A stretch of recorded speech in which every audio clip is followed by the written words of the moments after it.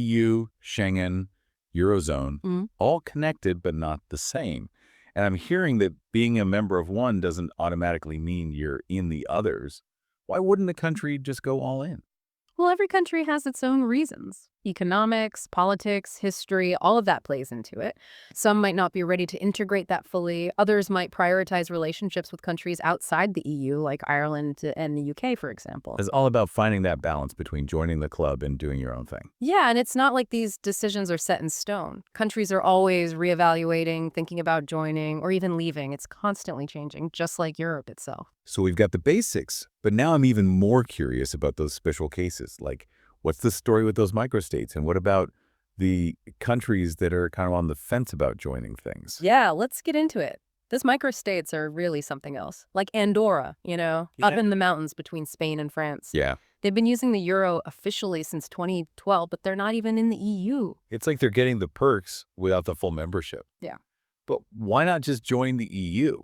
Wouldn't it be easier? Well, joining the EU is a pretty big deal. It changes a lot for a country, laws, economics, even their identity in a way. Right. And for these really small states, keeping their own identity, their independence, that's super important to them. Makes sense. And with the agreements they have now, they get a lot of the good stuff, like using the euro, open borders, without having to fully commit. So they're kind of getting the best of both worlds. Exactly, finding that balance. Are there any downsides, though, to being in this kind of in-between zone? That's a good question. I mean, they do benefit a lot from these arrangements, but they also don't have a direct say in EU policies that might affect them. Oh, I see. Like, they don't get to vote in the European Parliament, for example. So it's a trade-off. Okay, let's talk about Cyprus.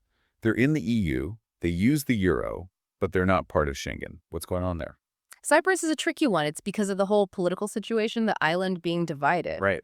Since the 74, you've got the Republic of Cyprus, which is an EU member in the south, and then the northern part, which most countries don't even recognize as a separate country. Yeah. So trying to figure out Schengen borders with that going on is a real challenge. So basically, until that gets sorted out, Schengen's not really an option. It's the big obstacle, yeah.